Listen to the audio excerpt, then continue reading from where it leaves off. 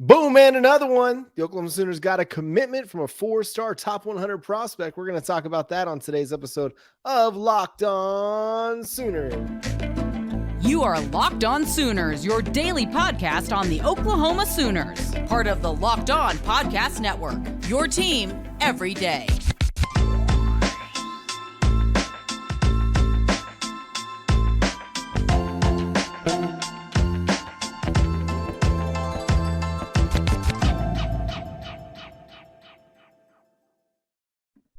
What's up, Sooner Nation? Welcome to Locked On Sooners. Thank you for joining us. My name is John Williams. You can follow me on Twitter at John9Williams. My buddy here is Josh Helmer. You can follow him on Twitter at JoshOnRef. And thank you for making Locked On Sooners your first listen every single day. And shout out to every member of the Everyday Club. It's NFL Draft Weekend, so that's a lot of fun.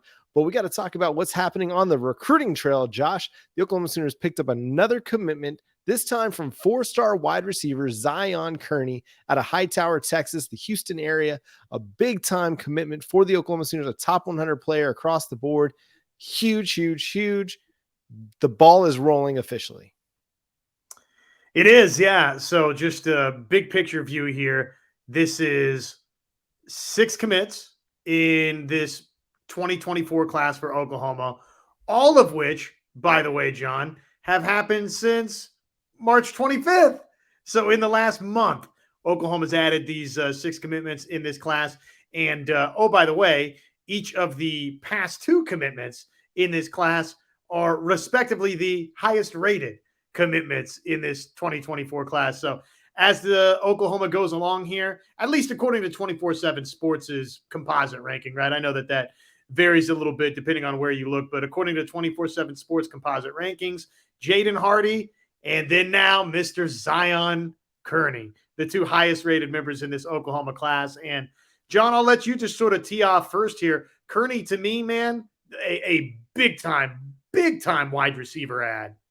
He's a do-it-all kind of a guy. He can win in the short area. He can win deep. He can win in the 50-50 ball. He can win, after the catch. He's just got a lot of good things going for him. And what's fascinating to me is this is the second wide receiver ad in the last week and a half. And this is the one that kind of fits more of that, what we thought was going to be a Jeff Lebby type mold, where you're looking at the bigger wide receivers that have length and strength. And I mean, this fits that, but you also have one in KJ Daniels that was a little bit different, shorter guy, fast, speed. But Kearney, he's fast in his own right. He can get down the field in a hurry. He can win, blow by defensive backs. So it's a really, really good addition. And it's just setting up a really, really strong wide receiver class for the Sooners. And man, it just goes to show just what kind of a recruiter Emmett Jones is. Been on the job for 3 months, maybe 4 months now with Oklahoma, and has really set them up really, really well in the cycle to land a top 100 wide receiver in Kearney. And then, potentially looking forward, you have the chance to add maybe a top 30 prospect in Bryant Wesco in addition to that. So, I mean, the Kearney edition, if it was just by itself, you'd really love where you're heading in the wide receiver class, because he's one of the top 100 players, according to 247 Sports. In the composite, he's like number 60. So that's just really, really good, just outside the top 50. And just a really, really good player. I mean, and he's got ties to really, good prospects. Jeremy Payne, another Hightower product that the Oklahoma Sooners have been targeting in the running back class. Not sure where the running back position is heading for the Sooners, but if they're still kind of interested in Jeremy Payne, it doesn't hurt to have his teammate on board as well. But again, speaking of Kearney alone, fantastic ad. Again, a do-it-all kind of a player. Reminds me a little bit of a Jalil Farouk. Can do everything that you want him to do in a Jeff Lebby offense that asks for a lot of versatility and asks the wide receivers to be able to do a lot of things well. Having well-rounded wide receivers like a Zion Kearney is going to be a huge addition for Oklahoma. I'm watching the film again now, and the kid's just flat out going to be special. He looks like the next great wide receiver at the University of Oklahoma, potentially. He's, everything about him. 6'3", 195. We've been talking about, and rightfully so, KJ Daniels as this burner type guy that, figures to translate into the slot for you just pretty naturally, just based on, his body type being a little shorter statured, the speed. Well, according to according to what 24/7 Sports has as its track times, technically Kearney's a little bit faster than 100 meter than even Mr. KJ Daniels. So that's kind of wild, according to the track times that they're reporting on 24/7 Sports. So yes, Kearney is the complete package. He's got the speed. He's got the size. He's got the run after catch ability, John. He's got the high point ability. So to me, this is, again, I said it the other day, but this is a clear high 4-star type talent that, let's see how it progresses, could trend to where you're knocking on the door of a 5-star before it's all said and done. Yeah, I forgot about the speed. I mean, you see the speed on tape, you see it in his highlights, but when you think about it in track terms, sometimes you forget about how fast a guy actually is. But man, that's fast. To have his size and speed combination, it's incredible. So they've got him, again, their 6th commitment. They've got 4 blue chip prospects. When I was doing a story over at Sooners Wire, I just wanted to compare to see where they were a year ago. This time a year ago, they didn't have this many commitments. It took them until June 1st, I think, to really get the ball rolling. What did I end up finding the real details? Let me see. I'm going to pull it up real quick. By June 1st, they had only had 4 players committed to the site, to the Sooners 2023 recruiting class. And just one of those was a blue chip prospect, Jackson Arnold. The rest of them were 3 stars. So the fact that you've got 6 now, you got 4 blue chip prospects, you're number 23 in the 247 Sports team recruiting rankings. You're just trending. Like, you're trending in a great direction. And I mean, the crystal balls continue to come out in favor of Oklahoma landing 4-star defensive linemen and, other wide receiver prospects and running back prospects. I mean, we haven't even seen them start to gain a lot of momentum on the offensive side of the football, except at wide receiver. I mean, they're still trending heavily for, guys on the offensive line, running back room. It's pretty incredible what this thing is going to turn into by the time the cycle's all done, but where it's at now compared to where it was a year ago, because we've talked about it a lot. We said it may not be till summer. That might just be the timeline for Oklahoma, but these kids are wanting to get on board early. And I mean, Zion Kearney, he was at the Oklahoma spring game. If you watch the commitment video, he's sitting with Brent Venables in his office and cashing in the chip, going all in on Oklahoma. So this is a commitment that's kind of happened. It's been done for some time, at least for a few days. Just today was the day for it to become official out in public. Well, and now all of a sudden we had talked about this Zion Kearney, what it would mean if you add him to the class. Again, big time blue chip wide receiver that Oklahoma is getting here, John. We've talked about just all of the physical traits, but now as you start thinking big picture about Oklahoma in this class, wide receivers a little bit of a question mark right now at the University of Oklahoma. I think that will get sorted out in time over the course of this season. I'm not in any way, shape, or form nervous or panicky about wide receiver at Oklahoma. I think I've been on record, I don't know how many times, countless number of times, not going to worry about skill position at Oklahoma until it's proven that I need to be worried about skill position at Oklahoma. But on the off chance that things don't go according to plan, top to bottom with Oklahoma's wide receivers in the here and now in 2023, man, you're off to a good start in this 2024 class, John, because I think you're going to wind up with Bryant Wesco as well, right? It kind of feels like that's trending Oklahoma's direction.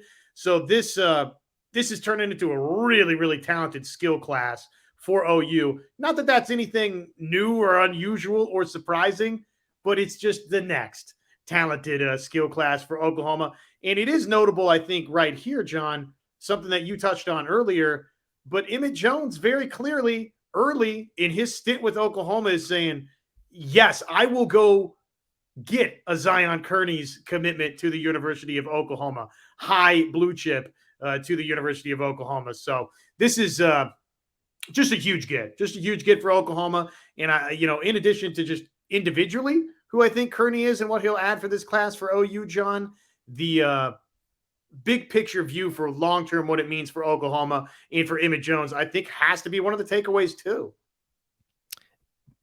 Things look really good, and it's going to continue to get better as the summer proceeds.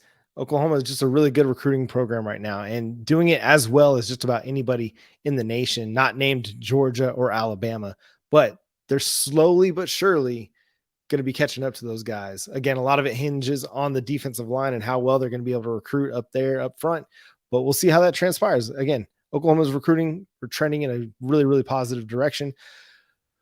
Coming up, we're going to talk about a player who's trending in a not so positive direction, really away from Oklahoma. We'll do that after I tell you about Built Bar. Built Bar is the best tasting protein bar. If you've never tried it, highly recommend it. Go to built.com. They've got great flavors from peanut butter brownie, coconut almond, coconut brownie chunk. They've got great built puffs that are a marshmallowy texture, but great flavors there. Churro, peanut butter, so many great flavors across the board. They've got great granola bars too. If you're a granola bar guy like I am, I absolutely love the Built ones because they have protein in them too. They're not just granola, where you can get a lot of empty calories just having granola bars. Well, with Built Bar, you can get that granola, those oats, but also some protein packed in as well. And it's low carb, low calorie, low sugar, great tasting, 100% covered in chocolate. Go to built.com, use promo code LOCKED15, get 15% off your next order over at built.com, or you can go to Sam's Club or Walmart. You might be able to find them there as well. But again, you can go to built.com, use our promo code LOCKED15 for 15% off your next order at built.com. Josh, we've got a transfer portal entry in one Jamarrien Burt, a 3-star cornerback out of the 2022 signing class. Only played in a few games for the Sooners last year. Not really much of an impactful player, and kind of fitting the same type of player that's transferring, in that one that kind of is getting phased out a little bit because of all of the talent that they've added over the last 2 recruiting classes. I mean, Burt, a lot of people were really excited about what Jamarrien Burt could bring to the table, but with what Oklahoma did in the 2023 cycle, there just wasn't a whole lot of room for somebody to try to break through and get playing time. Yeah, and by this point, you probably have a good indication of where you stand. I think we always use that phrase, the writing was on the wall, and whether or not that's the right way to phrase it or whatever. Again, for Burt, he probably knows right now, not one of the top couple of options on the depth chart. Maybe he's figured out that he's got to go to a different Power 5 program to be that type of option. And, somebody the other day called into our station and said something that I thought was a good point, John. When we see so many of these different names go into the transfer portal away from Oklahoma, one of his big takeaways, this caller, was Brent Venables, they feel like, is honest with players, which is something that when somebody inks on that dotted line, if in fact you inked on the dotted line anymore for the decision to go to college, you want somebody that's going to be true to their word, that's going to be honest with you. And maybe this is as simple as Brent Venables and the rest of the defensive coaching staff, John, sat down with Burt and told him, no, you're not at the top of the depth chart right now, and there's not a clear path forward for you to get there. We haven't seen really significant playing time for Burt yet, and we know, John, they just keep stockpiling, especially in that defensive backfield, man. I mean, who's one of the names that we keep talking about is Peyton Bowen. And these corners, we keep hearing about Josiah Wagner and on and on and on. The defensive backfield right now, that is a position that you just keep adding talent to, John. So if you haven't cracked the rotation already, probably it's going to be harder and harder to do so going forward. Yeah, indeed. It's going to be one of those things where Oklahoma's going to have a lot of really talented defensive back prospects at cornerback in particular. Just in this cycle alone, they added Kendall Dolby, one of the best JUCO prospects in the nation for the 23 cycle. They added Makari Vickers, a top 100 player, Josiah Wagner, who in some sites is a top 100 player and someone the coaches have raved about since arriving on campus this spring. And I'm sure I'm leaving somebody else out of the cornerback class. for Oklahoma this cycle. No, Jacoby Johnson, another one, a guy that figures to factor in at cornerback as well. So that's just this cycle alone. And then you talk about Gentry Williams for the 2022 class. I mean, that's 4 blue chip prospects just in the last 2 years that you've added. And I mean, we're already seeing that continue to manifest itself for the 2024 cycle with a guy like Jeremiah Newcomb. And they're going to continue to add, cornerback talent, cornerback, prospects as they go, because Jay Valai is just recruiting his tail off right now. And I mean, they're going to be in the mix for Kobe Black, even though there was a prediction just entered in on him going to Texas. I mean, Oklahoma is going to be square in the mix for Kobe Black, a 5-star cornerback right now in the 2024 cycle. So like, yeah, it is one of those situations like, yeah, the coach, if he's an honest coach, sometimes you hate that. I can think back to when I played high school baseball and my coach kind of telling me like there was going to be a certain situation where I wasn't going to get a chance to play because I decided to go on a trip with my choir to London. That was going to be like once in a lifetime trip in the spring for really very little money. And he basically said, we're not going to play you because you're going on that trip. We're not going to play anybody that's part of the choir that's going on that trip. And I was like, okay, I'll prove him wrong. I want to make me play him and, or make him play me. And by the end of the, fall ball, off-season workouts, he never had really changed his mind. So it became that kind of situation for me. I was like, okay, I got to make a choice. And I did. And, I fully lived by my choice and stand by my choice, but he was at least honest and upfront about it. And sometimes that works in your favor and sometimes that doesn't, but all you can do is kind of respect that at least he was upfront about it. You weren't surprised by that. Now that coach lost like 4 outfielders to suspension and grades and stuff like that. So I bet he could have needed a center fielder to hit leadoff for him in the spring of 2000 at Haltom High School. So, but I'm not living in the past at all. I got no regrets, but I just thought that's a fun jab to put out there. But Jamarrien Burt, was a part of that 2022 cycle that kind of all came together within a couple months. And so credit, to him jumping on board and being a part of a class that had a lot of uncertainty. Brent Venables coming in, they only had 2 months to put that class together. He committed to Oklahoma amidst all that uncertainty and signed with them. So now, like, best of luck, man. I hope you find a really, really strong landing place for you. But it looks like the transfer portal is just as wild as ever, man. The number of players that are entering the portal right now, you can look up at Colorado. And I know a lot of people are criticizing Colorado and Deion Sanders, but it's probably a lot of the same situation that you're discussing about Brent Venables, and that Deion's probably just being straight up with his players and like, hey, you're not good enough to play here. You're not going to play here. We are going to be adding talent, and it's just not going to work out anymore between the two of us. Now, I'm not sure how you get to 50 players in the transfer portal and still expect to field a team in the fall, but yeah, that's kind of where that's at. But I can totally see the caller's point about, you're going to see some guys leave, but a lot of the time, then what we've seen so far this offseason is that they're guys that weren't going to play.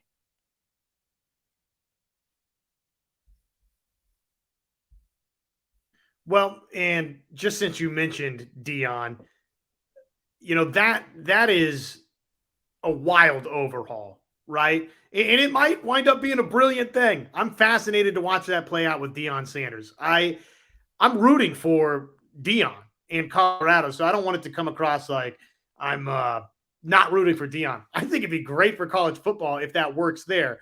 But it is unusual, and that is a large number. And just comparing it back to Oklahoma, John, I think Oklahoma's got, the Oklahoma these last couple of years has had pretty significant transfer portal defections and definitely significant transfer portal additions.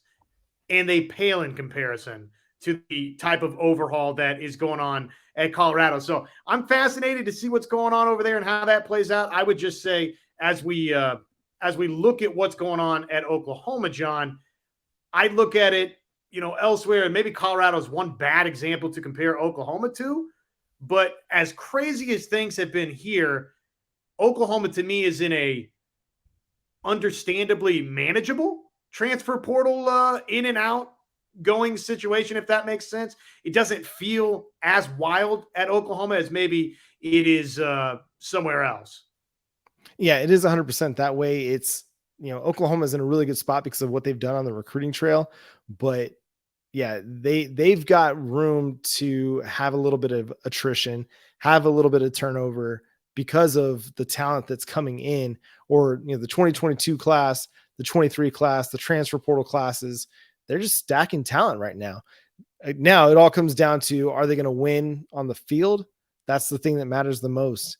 And Josh, we just got our first Oklahoma Sooner off the board in the 2023 NFL draft. We're recording this on Thursday night. Anton Harrison to the Jacksonville Jaguars at number 27 overall. Hey! And to your feet. Congratulations, Mr. Anton Harrison. You are a Jacksonville Jaguar with Trevor Lawrence, Travis Etienne, a lot of good players on Jacksonville's team, an improving team. Bill Bedenbaugh gets his first offensive lineman taken as an Oklahoma Sooners offensive line coach in the first round. I mean, Oklahoma really has been trending in a great direction on the offensive line. They've gotten so much great pub this offseason, and really throughout the last couple seasons, but with Creed Humphrey and Orlando Brown, and I mean, several other players before that. But for Bill Bedenbaugh specifically, like those two have been kind of the icing on the cake of what he's put into you got Ben Powers and Cody Ford that have been really good as well. But, Creed Humphrey, arguably the best center in the NFL, Orlando Brown, easily a top 10 offensive tackle. And now you got Anton Harrison going in the first round of the NFL draft. Oklahoma's first offensive lineman in the first round of the NFL draft since 2010. And then again, Bill Bedenbaugh's first offensive lineman to be taken in the first round as Oklahoma Sooners offensive line coach. It's absolutely huge, man. Congratulations to everybody at the program, Bill Bedenbaugh, Anton Harrison's family, everybody involved. That's just absolutely huge. Well, yeah, no, that's great. I'm very happy for Anton. It's kind of a cool landing spot as well here. You got a team. Yeah, you got a team with a young quarterback that's obviously on the rise, it would seem. That's you got a quarterback like they've gotten Trevor Lawrence, that it's starting to work itself into place. And this looks like maybe, John, they're building something to where they can be a consistent factor in the AFC South going forward. What's one of the things you got to do? You got to protect your quarterback, baby. And so they've went and they've gotten somebody in Anton Harrison that's regarded as arguably the most athletic offensive tackle in this draft class. And really just, kind of the way the first round played out with, not that it's surprising, but with Paris Johnson Jr. going where he went, and then Skoronski not far behind. And who's the other name that I'm missing here? There was another offensive lineman from Georgia. Yeah, that's right. And so it's sort of a little run up there on now Skoronski. Some would tell you he's an interior offensive lineman now at the next level. I still think guys been playing offensive tackle, did a pretty good job of it at Northwestern. So I don't know if I'd be moving him around a whole bunch, but bottom line is you had that little run on offensive lineman. And we thought if that happened, that would be potentially really good news for Anton Harrison. And ultimately it is good news for Anton Harrison. And it's great news for Oklahoma because now you get to go out there and brag about just what you said, John, which is, look, Bill Bedenbaugh's got a first-round NFL draft pick. Yeah, and this is a guy that came in, started a lot of games as a true freshman, and then just continued to build on that. I mean, he's a 3-year starter at left tackle, which is arguably one of the hardest positions to play in college football or in football in general. And he did it at such a high level that it earned him first-round NFL draft status. So congrats to him again. It's going to be really interesting in the AFC South because Tennessee has been good. They've been up and down. Houston, they got CJ Stroud, and then they added Will Anderson, the edge rusher from Alabama. So that could be a little fun little matchup there. A couple 2023 rookies going against each other this season, maybe with Houston and them. And then I always forget the fourth team in the AFC South. It's Tennessee, Indianapolis. That never makes sense to me. That's as bad as the Dallas Cowboys being in the NFC East because they're so, or the Arizona was worse, actually. The Arizona Cardinals, when they were in the NFC East, way long time ago. But yeah, so Indianapolis, like all those, that's a melting pot of teams that are just kind of meh, but all making some really intriguing draft picks in the first round of the NFL draft. So there's going to be, more Sooners taken throughout the draft. Marvin Mims is probably next off the board as early as the second round. So it'll be fun to watch this weekend and see where those guys go. But being able to say you have a first round NFL draft pick, that's huge for Oklahoma. I know like some of these schools are doing it every year, and you're trying to get to the level of a Georgia and Alabama where you're having 3, 4, 5 players taken in the first round, or, in Ohio State, something like that. That's what Oklahoma's goal is creating enough talent.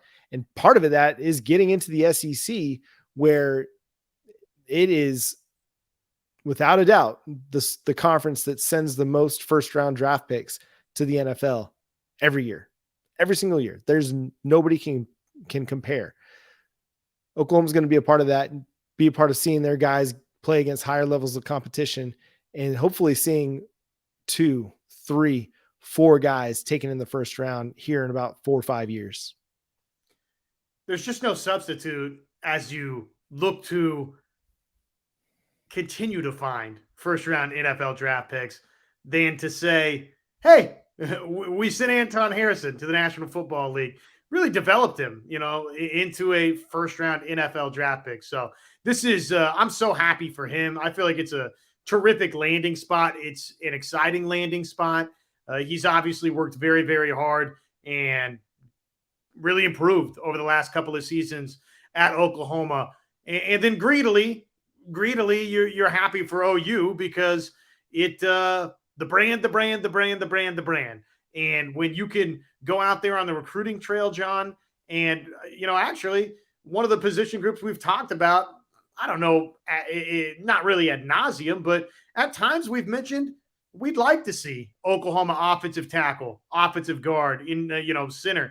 We'd like to see Oklahoma continue to get maybe on a more regular, more frequent basis, some of those high profile 4 or 5 star type talents in upcoming recruiting classes. That kind of that piece, Caden Green was actually in some ways sort of an exception to a rule, or, other names, not going to name names, but 5 stars of pass that maybe you got didn't wind up really looking like 5 stars. So the best way to land another 4-star or 5-star is this, the proof that, hey, we will take you through your career and get you to the National Football League, and here you are as a first round draft pick. There's no better advertising than that.